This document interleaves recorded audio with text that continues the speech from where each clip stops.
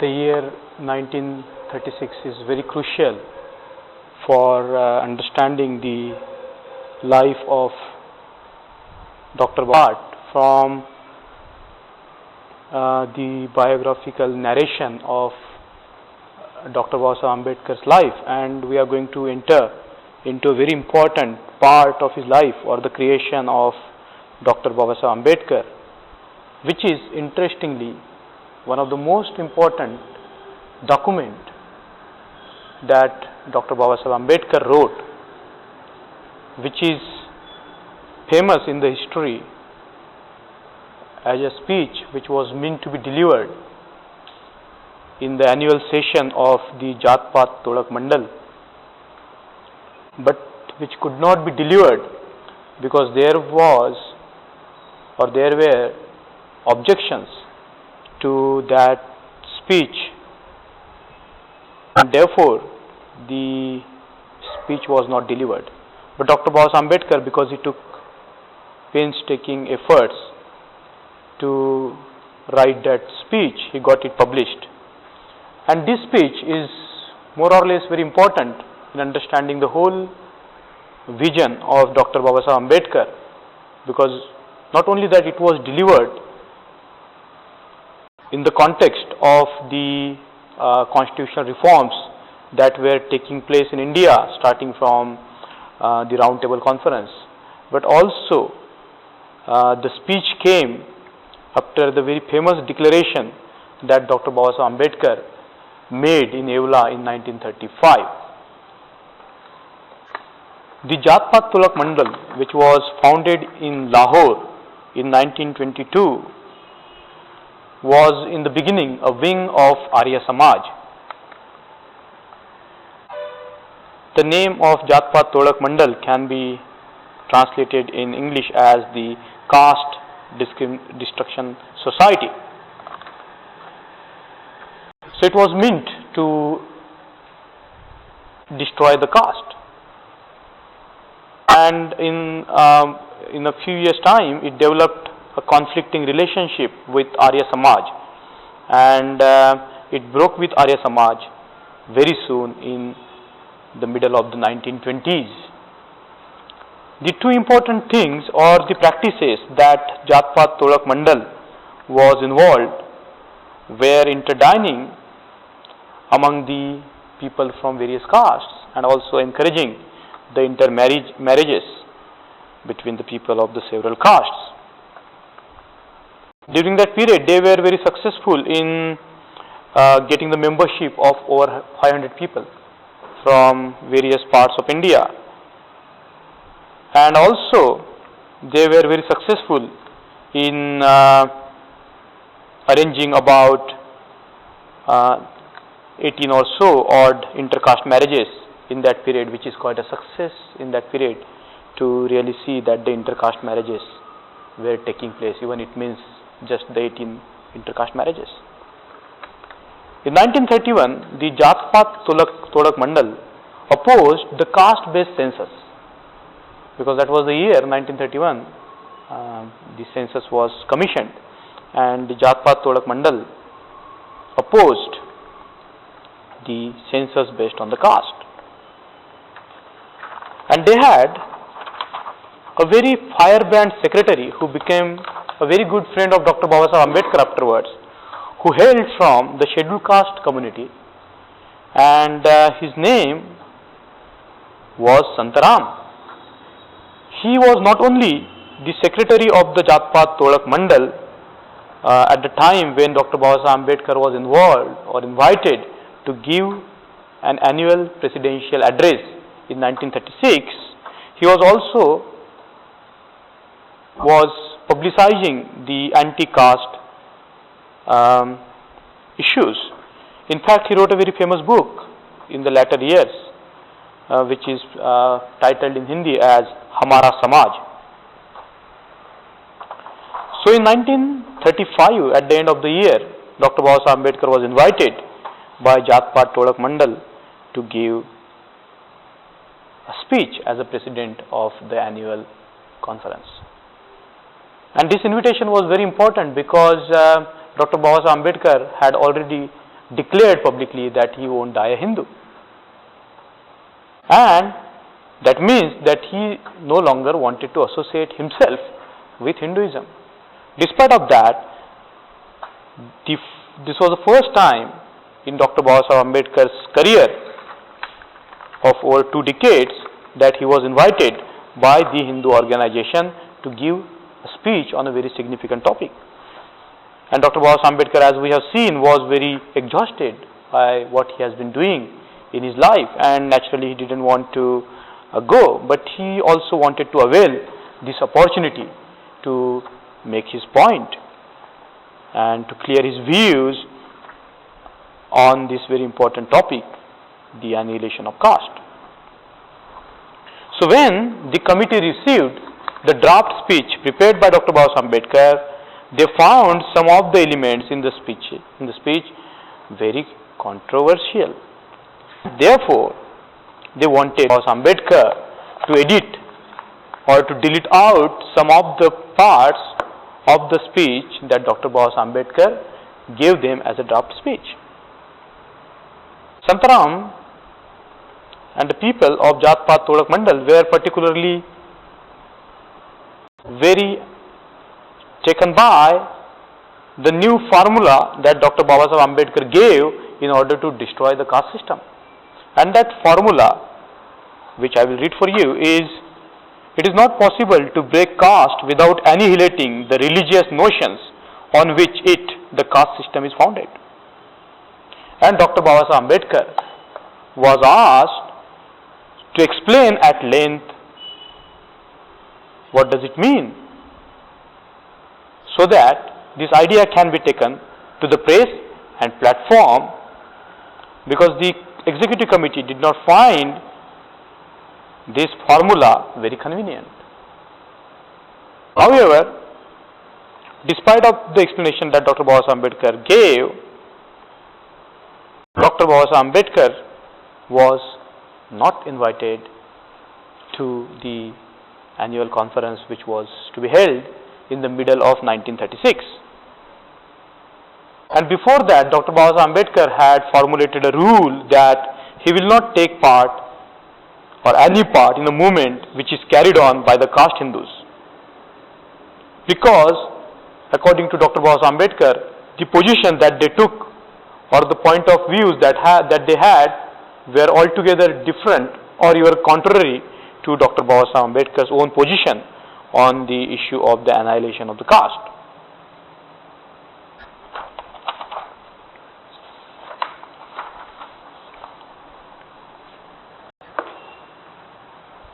They were very keen to pursue Dr. Babasaheb Ambedkar to be a president of that annual session, and some of the very staunch Hindu leaders among them were very much opposed to Dr. Babasaheb Ambedkar and his views, and they took steps to even dissociate themselves from this organization called Jat Pat Todak Mandal. But as I said in the beginning, that Santaram was the secretary, who was a very firebrand activist. And despite of all this opposition, Santaram was ready to go ahead and invite Dr. Babasaheb Ambedkar.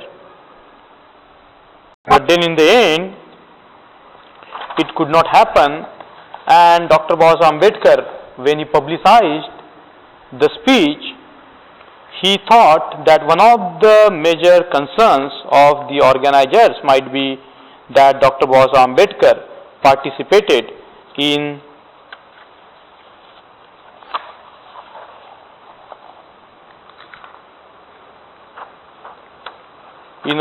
a conference held in Amritsar, and he wrote in a letter to the people of Jat Pat Todak Mandal that I have reasons to believe that my presence at the Sikh Prachar conference held at Amritsar has had a good deal to do with the decision of the committee. And he later wrote on 15th May 1936 that this is, I believe, the first time when the appointment of a president is cancelled by the reception committee because it does not approve of the views of the president. and Dr. Ambedkar prepared the speech, but it was not delivered. But even when the speech was not delivered and when it was published later on, it created much furor among the caste Hindus, including Gandhi. And we are going to look at the text of the speech, how it is laid down, what are the key elements in the speech, how it was speaking to the context of the time, how it was important to formulate the future strategies of Dr. Ambedkar, and what is its significance today, which might take quite a length of time. But we are going to look at the response that this speech generated, looking at the response of Gandhi. So when this speech was published as a small booklet, Gandhi responded in his newspaper called Harijan, which was founded after the Communal Award in 1932. And in the edition of July 11 to 1936, Gandhi replied to certain elements in the speech that Dr. Ambedkar gave. And Dr. Ambedkar, when he published the second edition of the Annihilation of Caste in 1937, gave replies to Gandhi's criticism of his speech. Gandhi insisted that there is nothing wrong in the concept of Chaturvarna and people should stick to their own caste duties. And Dr. Ambedkar, while giving reply to various criticisms that Gandhi laid down, had criticized Gandhi on a very single important point, which is very crucial. He said that if Gandhi believes in the verity of the Chaturvarna or the truth of Chaturvarna, he is a Baniya by birth. Why doesn't he follow his own profession, which he is meant to do as a Baniya by the birth? And Gandhi's reply never came. Gandhi never replied to this criticism. And when Gandhi's reply was published, Jat Paat Todak Mandal supported Dr. Ambedkar in his arguments, and they said, or Jat Paat Todak Mandal declared, that there is a conceptual weakness in Gandhi's argument. Because Gandhi was trying to show that the Chaturvarna and the caste system are the two different things. And even Jat Paat Todak Mandal supported Dr. Ambedkar and criticized Gandhi for a very clear conceptual weakness in Gandhi's criticism of the annihilation of caste.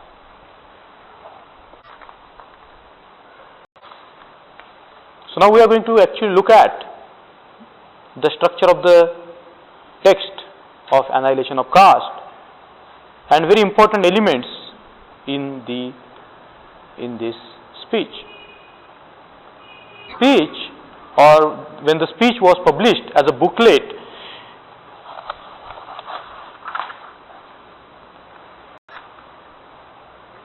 Dr. Ambedkar used two very important quotations, and one of the quotation, or the first quotation that Dr. Ambedkar used in the beginning of the book, is by the Buddha, and that quote runs like this: "Know the truth as the truth and untruth as untruth." So the Buddha's exertion that to know the truth as truth, to know the truth as truth is not only important, but it's also important to know untruth as untruth.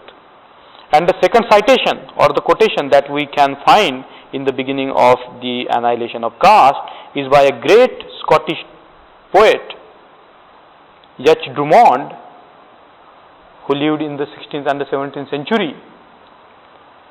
And the quotation runs like this: "He that will not reason is a bigot. He that cannot reason is a fool. He that dare not reason is a slave."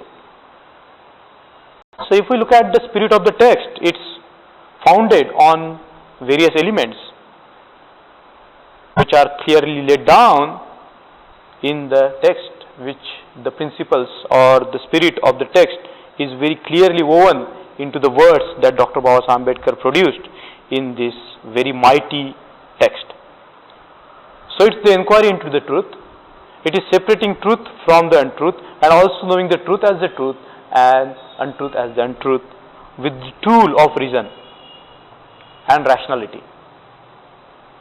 So here Dr. Baba Ambedkar in this speech is doing a job of a surgeon, dissecting the whole body or the body or the cultural body or the religious body of the country, and he is trying to show the truth and the untruth of the situation.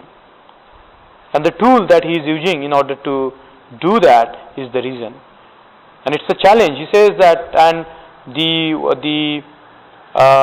some of the words are in the capital letters. He that will not, cannot, dare not. So if you don't dare, if you don't will to reason, we are by God. If we can't reason, we are fools. And if we dare not reason, we are slaves. So with these clear injunctions, Dr. Baba Ambedkar begins his inquiry into the very important topic, the annihilation of the caste. And in the beginning of the speech, Dr. Baba Ambedkar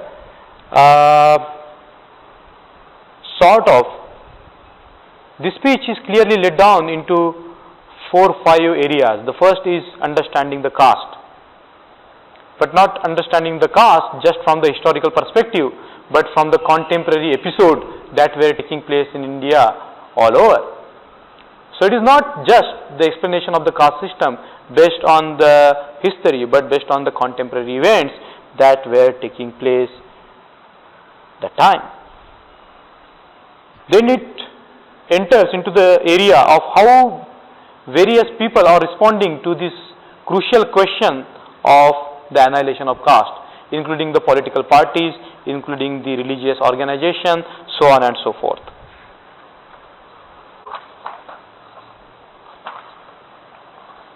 Then the speech enters into a very important area of understanding the attributes of the caste, and in showing how caste system or the annihilation of the caste system should take precedence over all other things or all other reforms that have been taking place. And after defining the various ills of the caste system, Dr. Baba Ambedkar enters into a very important area showing what is the constructive side of the society. And he goes into depth when he talks about the construction of the society or the reconstruction of the society. So first he goes on defining the society as it is. Then he goes on suggesting the reconstruction or the constructive side. And then he talks about the reforms and the types of reforms which are needed in order to abolish the caste system.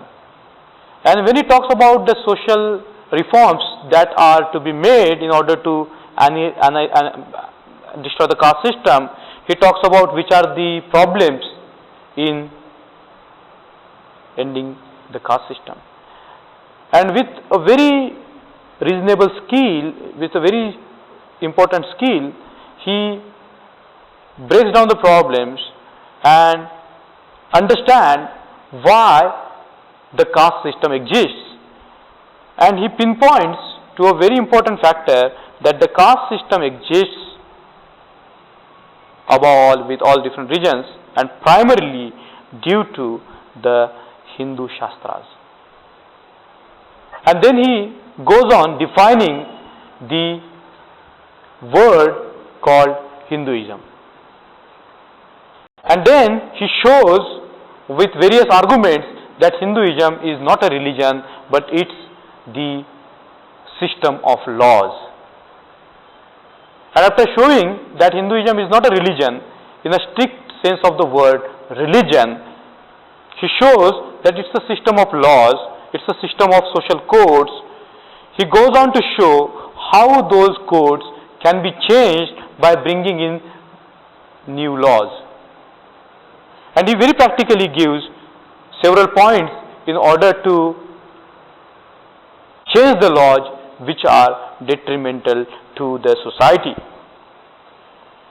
He also gives options as to how these laws which are coming from the ancient times can be changed. And also he shows how these laws which are flowing into the present from the past are the enemy of the present.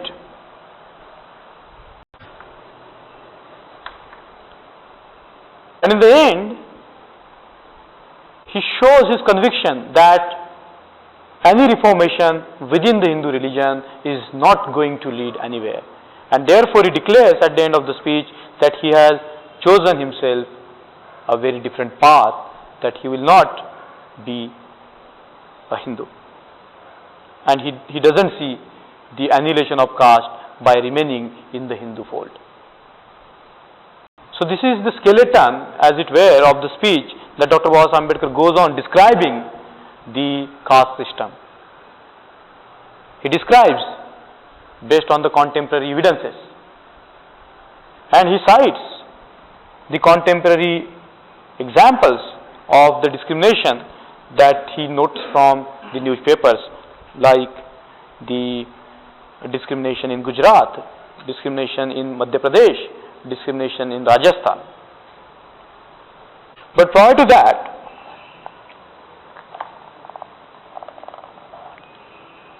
he tries to show that the Indian elite have taken the political reforms as the most important thing, and the social reforms are reduced to nothing.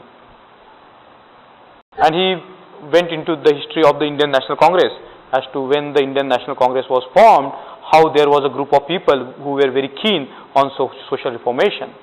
But that group of the social reformers was defeated by the political reformers.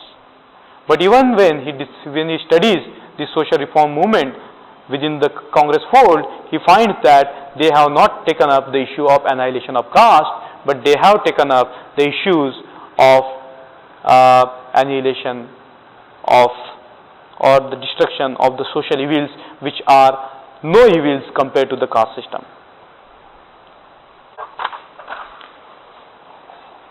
So when Umesh Chandra Banerjee in the Allahabad Congress session, in his speech in 1892, declared that the political reforms will have the precedence over the social reforms. And I am going to read what Dr. Ambedkar has quoted. I for one have no patience with those who saw we shall not be fit for political reform until we reform our social system. I fail to see any connection between the two. Are we not fit for political reform because our widows remain unmarried and our girls are given in marriage earlier than in other countries? Because our wives and daughters do not drive about with us visiting our friends? Because we do not send our daughters to Oxford and Cambridge? ? And then there is the cheers. So it is not just the intellectual speech that we can see, but if we read it very carefully, it's a satire on the thinking of the Hindu mind. It's a political critique. The speech itself, though it runs into less than 100 pages, the speech itself is so powerful that it's a political critique, it's a social critique, it's a cultural critique, it's a philosophical critique by Dr. Ambedkar of the present Indian context. So he says that even if the Congress or Umesh Chandra Banerjee has agreed that the political reforms should have precedence, Dr. Ambedkar goes on in the part of his speech criticizing the view of Umesh Chandra Banerjee and of the Congress. So he goes on relating various incidences of atrocities that are committed against the people from the lower caste. So he goes on quoting the case of untouchables who were required to carry an earthen pot hung in his neck wherever he went for holding his spit, lest his spit falling on earth should pollute a Hindu who might unknowingly happen to tread on it. And then he goes on to recent facts. So he cites a report of the Times of India, and he shows that how a group of Hindus practiced tyranny upon the Balayas, an untouchable community in central India. And the caste Hindus had laid down their own laws in order to suppress the Balayas in the central India. So according to the laws of the caste Hindus, that's in 1928, the Balayas must not wear gold-lace bordered paglis. They must not wear dhotis with colored or fancy borders. They must convey information of the death of any Hindu to relatives of the deceased, no matter how far away these relatives may be. And this atrocious laws passed by the caste Hindus of the central India runs into 8 rules.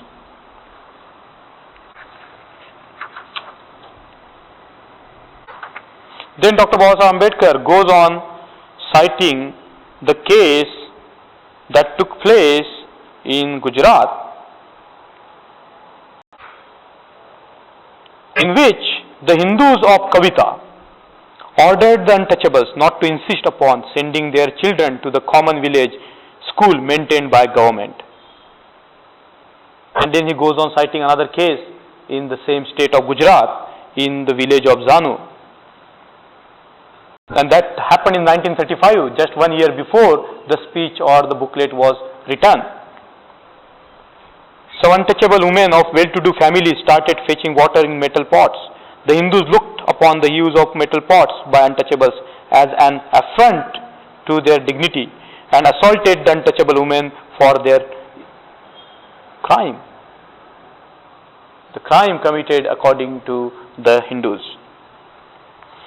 Then he goes on citing a case or a report from the village Chakwara in Rajasthan, where the whole party or the feast which was arranged by the untouchables was spoiled by the Hindu caste people because the host used the ghee in preparing the food for the feast, and the whole feast was spoiled by the caste Hindus.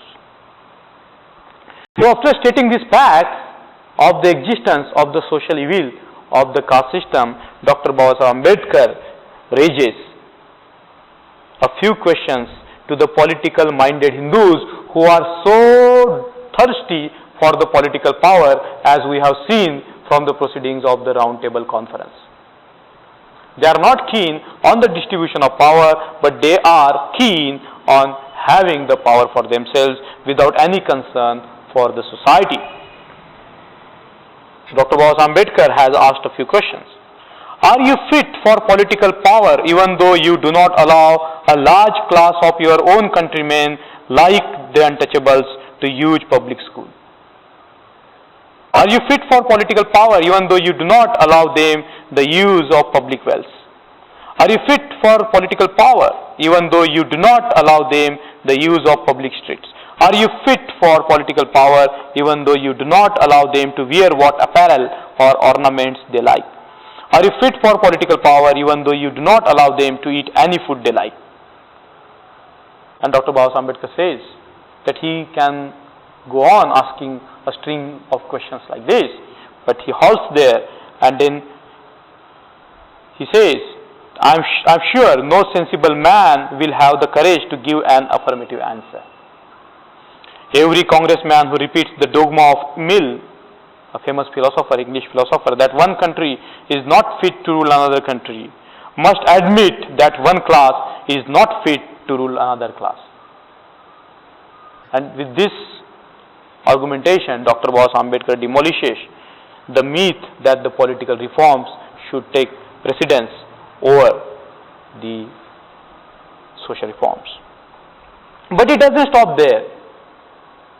He goes on at the depth of the problem, and he says that without the social and religious reforms, the political reforms cannot take place.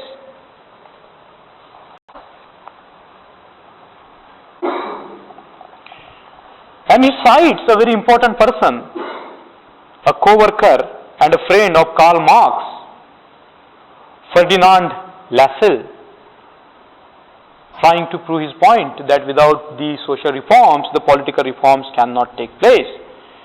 And he quoted Lassalle.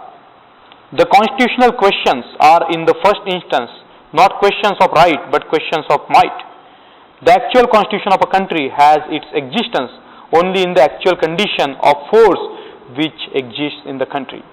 Hence, political constitutions have value and permanence only when they actually express those conditions of forces which exist in practice within a society. So, if we understand the spirit of this quotation, it's very easy to point out that the political reforms or even to have the enlightened constitution is not enough. But it's very important to have the forces which will contribute to bring out the spirit of humanity. And then he takes us away from Prussia or Germany. And then he comes back to the contemporary issue of the time when the communal award was reduced to mockery by the Congress and Gandhi. So the context of the speech is also the Constitution or Constitution, the mini Constitution of India, the Government of India Act 1935. So he raises a very important question at this juncture. What is the significance of the communal award with its allocation of political power in defined proportions to diverse classes and communities? And he says, in my view, its significance lies in this, that political constitution must take note of social organization. Now it's a very important statement which Dr. Baba Ambedkar made, that political constitution must take note of social organization. So he says that the political reforms without taking into account the social reality of the country are no reforms. Because as we can see from the proceedings of the roundtable conferences and the discussion that ensued, that the Congress were trying to argue in favor of the political constitution without taking into account the social constituents. So he says that the communal award or the representation that the Indians have got after the 1932 is in reality the victory of the social reforms. Now it's a very subtle argument which Dr. Baba Ambedkar has put in, and he has tried to show the primacy of the social reforms vis-a-vis the political reforms. And he says that the communal award of 1932 is the victory of the social reforms in India. And then he goes on citing the cases throughout the world about how the religious and the social reforms have led to the political reforms, and I am going to cite a few of them. So he talks about Martin Luther, who founded the very important branch in Christianity, the Protestants. And according to Dr. Baba Ambedkar, his movement led to the political consolidation or political freedom of Europe. Then secondly, he talks about Puritanism, which was a religious movement in England, led to political liberty in England. And this very movement led to American independence, Puritanism. Then he talks about how the Arabs in the Middle East consolidated their power based upon the religious movement that has taken place prior to the Arabs' rise of power, and the religious movement is naturally the Islam founded by Prophet Muhammad. Not only that, but he goes on citing the examples from the Indian history as to how the social reforms and the religious movements have led to the political reforms, and he cites the case of the Maurya Empire as to how the Maurya Empire was built after the Buddha, how the Sikh came into the political power after the revolution that Guru Nanak launched, and how Shivaji came into the power, could get the political power after the movement that were launched by the Marathi saints.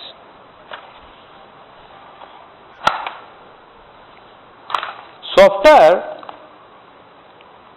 talking about the politicians, or particularly about the Congress party, as to how it had given precedence to the political reforms, then the social reforms, Dr. Baba Ambedkar moves on to discuss the socialists in India. And he says that the socialists in India try, like the socialists elsewhere, interpret the Indian history from the economic point of view, and he says, Dr. Baba Ambedkar says that the socialists in India are wrong because the very Indian example shows that the power of the religion is more profound than the power of the economy. So he says that even in India, the rich man will worship the fakirs and the sadhus who are very poor. And he gives a very important example from the history of the world, and that's from the Roman Empire, which was divided into two groups, the patricians and the plebeians. And they had a very different religious system, and that religious system was controlled by the patricians.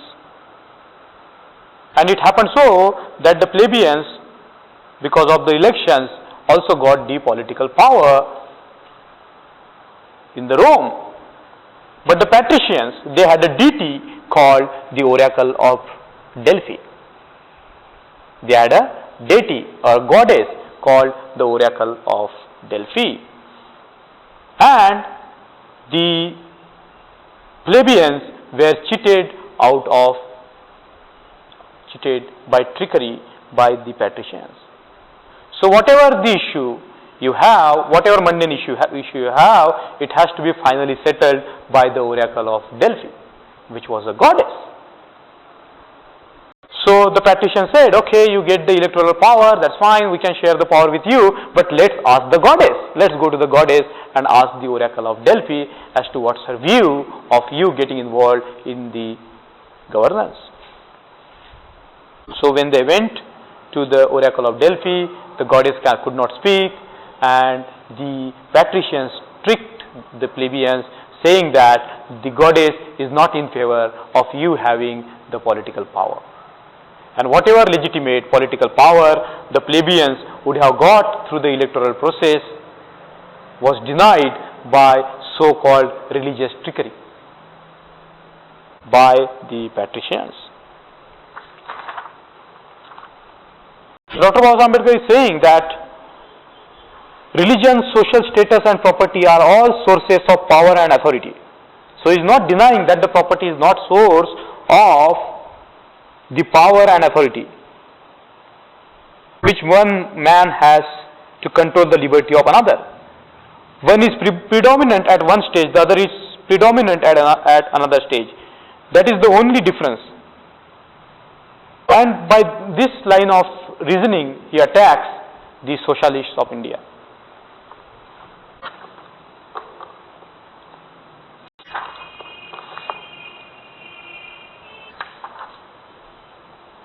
And Dr. Baba Ambedkar enters into very deep psychology of the Indian mind when he criticizes the socialist stand of interpreting the Indian history from the economic perspective. So he says that he asked a very important questions to the socialists. Will the proletariat of India combine to bring about this revolution?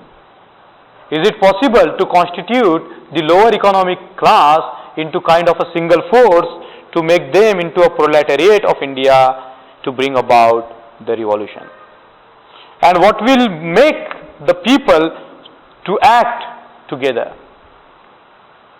So he says that in order for the people to come together, there is a need of feeling of equality and fraternity. If there is no feeling of brotherhood, the people can't come together. And then he goes on arguing that people will not join in revolution because they are so fragmented into caste. And therefore, in a very mighty tone, Dr. Ambedkar says that turn in any direction you like. Caste is the monster that crosses your path. You cannot have political reform, you cannot have economic reform unless you kill this monster. So while critiquing Congress, Dr. Ambedkar is criticizing the view that political reforms should take precedence over the social reforms, while criticizing the socialists, Dr. Ambedkar taking a view that the economic reforms should not take precedence over the social reforms. So it's in a very crystal clear way Dr. Ambedkar makes these things clear.